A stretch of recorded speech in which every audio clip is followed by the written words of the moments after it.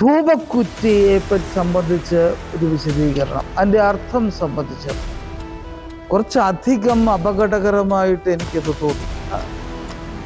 വിശുദ്ധ തൃത്വത്തെ നമ്മൾ വാഴ്ത്തുന്നു. തൃത്വത്തിന് പാവം അച്ഛൻ്റെ വാഴ്വ് ആവശ്യമുണ്ടോ? സുറിയാനി സഭ ഏത് സ്ഥലത്താണ്, ഏത് സുന്നോദോസിലാണ് 7 കൂദാശ നിശ്ചയിച്ചത് എന്നെനിക്കറിയില്ല.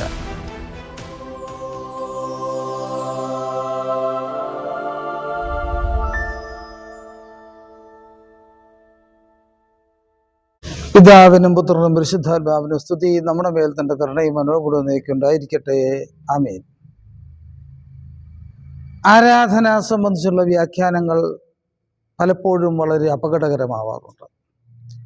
പണ്ടൊക്കെ എൻ്റെ അമ്മയുടെയൊക്കെ വിവാഹ സമയത്ത് 5 മുത്തുകളാണ് താലിയിലുണ്ടാകുക. അപ്പോൾ ചില മഹാന്മാർ വ്യാഖ്യാനിച്ചു, പഞ്ചേന്ദ്രിയങ്ങളെയും ഭാര്യയെ നിയന്ത്രിക്കേണ്ടതിൻ്റെ ആവശ്യകതയാണ് ചൂണ്ടിക്കാണിക്കുന്നത്. കുറച്ച് കഴിഞ്ഞ് കുറച്ചും കൂടെയൊക്കെ പണം വർദ്ധിച്ച കാലത്ത് ഇച്ചിരി കൂടെ വലിയ താലിയായി, തട്ടാൻ 7 മുത്തിൻ്റെ താലി പണിതു. അപ്പോൾ ചില വ്യാഖ്യാനിച്ചു 7 കൂദാശകൾ പ്രതിയാണത്. സുറിയാനി സഭ ഏത് സ്ഥലത്താണ്, ഏത് സുന്നോദോസിലാണ് 7 കൂദാശ നിശ്ചയിച്ചത് എന്നെനിക്കറിയില്ല. കൂദാശകൾ രഹസ്യമാണ്, എണ്ണാൻ കഴിയില്ല എന്നുള്ളതാണ് സുറിയാനി സഭയുടെ നിലപാട്. ഇത് കഴിഞ്ഞ 9 തട്ടാൻ കുറച്ചുകൂടി താലി വലുതാക്കി. 9 ഇപ്പോൾ ചില വ്യാഖ്യാനിച്ചു അത് പരിശുദ്ധാത്മാവിൻ്റെ ദാനങ്ങൾ, 9 ദാനങ്ങളെ കുറിച്ചാണ്. തട്ടാൻ്റെ തീരുമാനം മാത്രമാണ് മുത്തിലുള്ളത്. പക്ഷെ ആ മുത്ത് വെച്ച് നമ്മൾ വ്യാഖ്യാനിക്കുകയാണ്.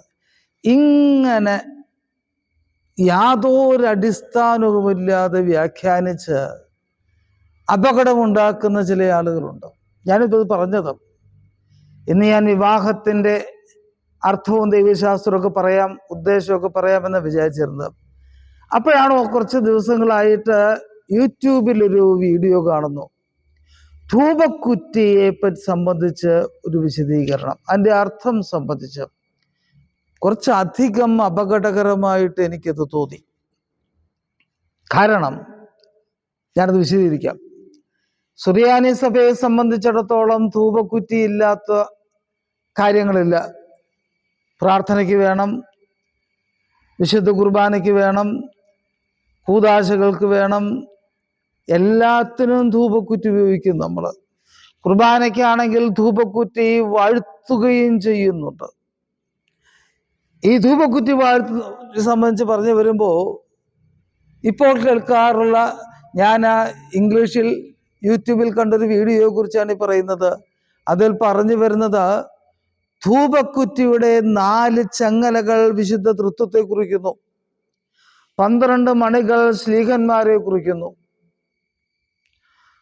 അടിത്തട്ട ഭൂമിയെ കുറിക്കുന്നു, മാതാവിനെ കുറിക്കുന്നു.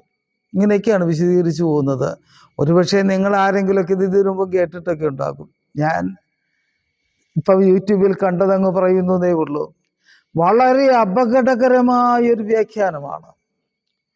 ഇപ്പോൾ കുർബാന ചെല്ലുന്ന സമയത്തൊരു പ്രത്യേക കാര്യമുണ്ട്. സാധാരണ നമ്മൾ റൂഷ്മ ചെയ്യുന്നത് എങ്ങനെയാണ്? കിഴക്കോട്ട് തിരിഞ്ഞു നിൽക്കുന്ന പുരോഹിതൻ അങ്ങനെ തന്നെ ഒന്ന് കുരിശു വരയ്ക്കും. പിന്നെ വടക്കു വശത്ത് നിന്ന് അവിടെ നിൽക്കുന്ന ആളുകളെ റൂഷ്മ ചെയ്യും. തെക്കു വശത്ത് നിൽക്കുന്ന ആൾക്കാരെ അങ്ങോട്ട് തിരിഞ്ഞ് റൂഷ്മ ചെയ്യും.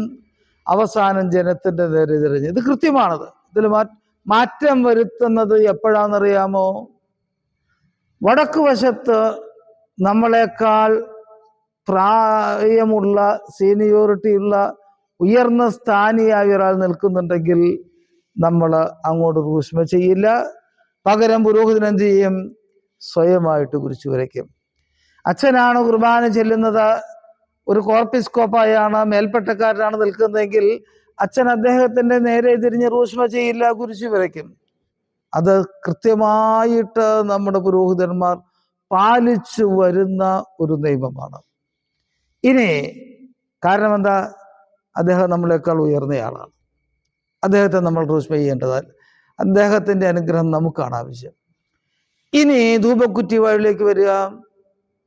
ഈ വ്യാഖ്യാനം അനുസരിച്ച്, നമ്മളൊക്കെ പണ്ട് കേട്ടിട്ടുള്ള വ്യാഖ്യാനം അനുസരിച്ച്, ഈ ചങ്ങലകൾ തൃത്വത്തെയാണ് പ്രതിനിധീകരിക്കുന്നത്. ഒന്നാമത്തെ ചങ്ങല പിതാവിനെ, 2, 3 ചങ്ങലകൾ പുത്രനെ, 3-ാമത്തെ റൂഹായെ.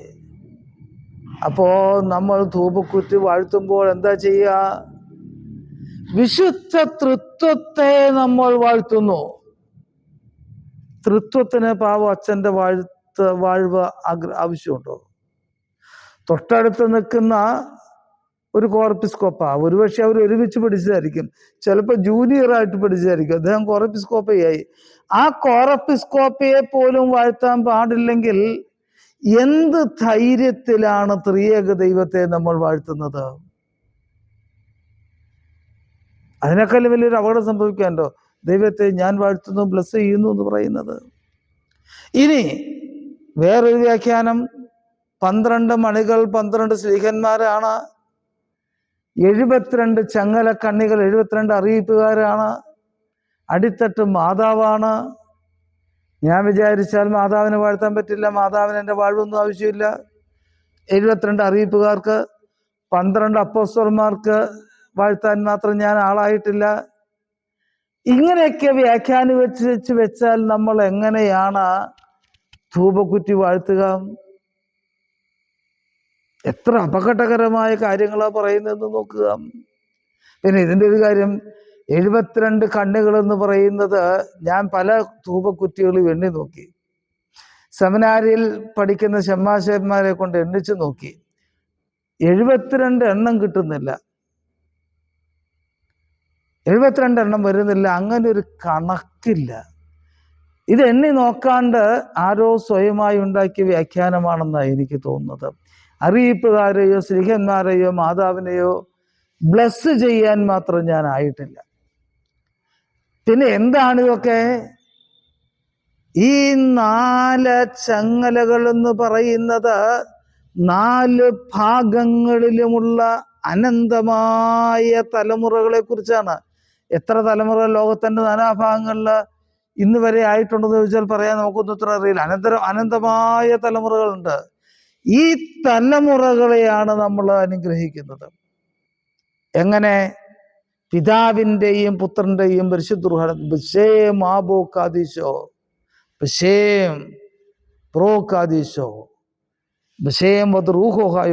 പിതാവിൻ്റെയും പുത്രൻ്റെയും പരിശുദ്ധാത്മാവിൻ്റെയും നാമത്തിൽ 4 ഭാഗങ്ങളിലുള്ള അനന്തമായ തലമുറകളെ വാഴ്ത്തുന്നു. ഇനി 12 മണികളോ ഈ അനന്തമായ തലമുറകളോട് പ്രഘോഷിക്കപ്പെടുന്ന ശ്ലൈഹികമായ സുവിശേഷമാണ്. എന്നും പ്രഘോഷിക്കപ്പെടുന്നുണ്ട്. ഇപ്പോഴും ഞാനും പ്രഘോഷിക്കുകയാണ്. അത് ശ്ലൈഹികമായി ശ്ലീഹന്മാരിലൂടെ നമുക്ക് ലഭിച്ചതാണ്. ശ്ലീഹന്മാർ വാഴ്ത്താൻ നമുക്കാവില്ല. ആ സുവിശേഷ പ്രഘോഷണത്തെ സൂചിപ്പിക്കുന്നതാണ്. ഇതിൻ്റെ അടിത്തട്ടെന്ന് പറയുന്നതോ, അടിത്തട്ട് ഭൂമിയാണ്, മേൽത്തട്ട് ആകാശമാണ്. അവിടെ മാതാവിനെ കൊണ്ടുവരേണ്ട കാര്യമൊന്നുമില്ല. ഇനി അതിലുള്ള പാപികളായി നമ്മളാണത് ശരിയാണ്. എന്തിനാണ് വിശുദ്ധ കുർബാനയ്ക്ക് മുമ്പ് നമ്മളിത് വാഴ്ത്തുന്നത്? കുർബാനയ്ക്ക് മുമ്പ് എന്ന് പറയുമ്പോൾ ശ്രദ്ധിക്കണം, കുർബാനയുടെ ആദ്യ ഭാഗം വചനഘോഷണമാണ്. പഴയ നിയമം മുതൽ സുവിശേഷം വരെ, സുവിശേഷം കഴിഞ്ഞ് സുവിശേഷ പ്രസംഗം വരെ ഒക്കെ വചനഘോഷണത്തിന്റെ ഭാഗമാണ്.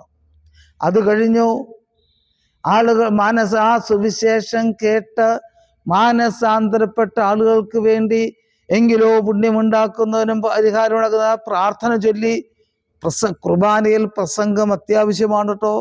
കാര്യം പ്രസംഗം കേട്ട് മാനസാന്തരപ്പെട്ട ആളുകൾക്ക് വേണ്ടിയാണ് നമ്മൾ ആ പ്രാർത്ഥന നടത്തുന്നത്. അവർക്കാണ് കുർബാനയിൽ സംബന്ധിക്കാൻ അവകാശം. അത് കഴിഞ്ഞാൽ പട്ടക്കാരൻ ബലിപീഠത്തിലേക്ക് കയറി ബലി ആരംഭിക്കുകയാണ്. കുർബാന ബലിയാണല്ലോ. ഇനി എന്തിനു വേണ്ടിയിട്ടാണ് ബലി നടത്തുന്നതിന് മുൻപ് ധൂപക്കുറ്റി ബ്ലസ് ചെയ്യുന്നത്, വാഴ്ത്തുന്നത്?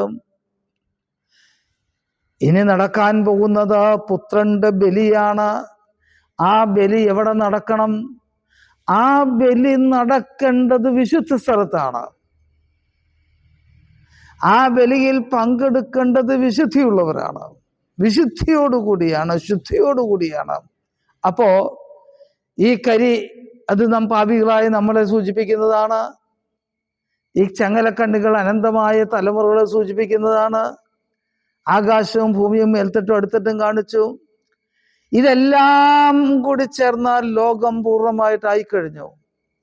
ദൈവപുത്രന്റെ ബലി വിശുദ്ധ സ്ഥലത്ത് നടക്കണമെങ്കിൽ ഈ ലോകം, ഈ മനുഷ്യര്, ഈ തലമുറകള് ശുദ്ധീകരിക്കപ്പെടണം. അതിനു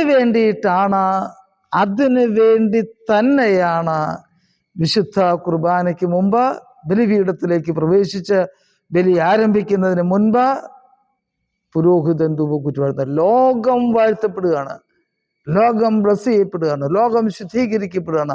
അങ്ങനെ ഒരു ബ്ലസ്സിങ്ങോ ശുദ്ധീകരണമോ മാതാവിനോ തൃത്വത്തിനോ സ്ത്രീഹന്മാർക്കോ അറിയിപ്പാർക്കോ ആവശ്യമില്ല. അത് ലഭിക്കുന്നത് ഈ ലോകത്തിനാണ്. ദൈവപുത്രന്റെ ബലി അശുദ്ധ സ്ഥലത്ത് നടത്താനാവില്ല, അത് വിശുദ്ധ സ്ഥലത്തെ നടക്കപ്പെടാൻ പാടുള്ളൂ. ആ ബലിയിൽ സംബന്ധിക്കുന്നവർ ശുദ്ധീകരിക്കപ്പെട്ടവരായിരിക്കണം, അനുഗ്രഹിക്കപ്പെട്ടവരായിരിക്കണം. വിശുദ്ധ കുർബാനയ്ക്ക് മുമ്പ്, ബലിക്ക് മുമ്പ് ധൂപക്കുറ്റി വാഴ്ത്തുമ്പോൾ സംഭവിക്കുന്നത് ഈ ശുദ്ധീകരണമാണ്. തൃത്വമെന്ന് ചങ്ങലയെ പറയരുത്. സ്ലീഹന്മാരെ ബ്ലസ് ചെയ്യാൻ നമുക്കാവില്ല, മാതാവിനെ ബ്ലസ് ചെയ്യാൻ ഒരു പുരോഹിതനാവില്ല. ഇത് എങ്ങനെയോ അവിവേകം കൊണ്ട് ആർക്കോ സംഭവിച്ച ഒരിതാണ്. ഞാൻ മറ്റുള്ളവരുടെ വീഡിയോ എടുത്ത് വിശകലനം ചെയ്യാറൊന്നുമില്ല, എങ്കിലും കണ്ടപ്പോൾ അപകടകരമായൊരു പഠിപ്പിക്കലാണല്ലോ എന്ന് തോന്നിയതുകൊണ്ട് വിശദീകരിച്ചാണ്. എല്ലാവരെയും ദൈവം അനുഗ്രഹിക്കട്ടെ. ദൈവത്തിന് സ്തുതി. ദൈവനാമം മഹത്വപ്പെടട്ടെ.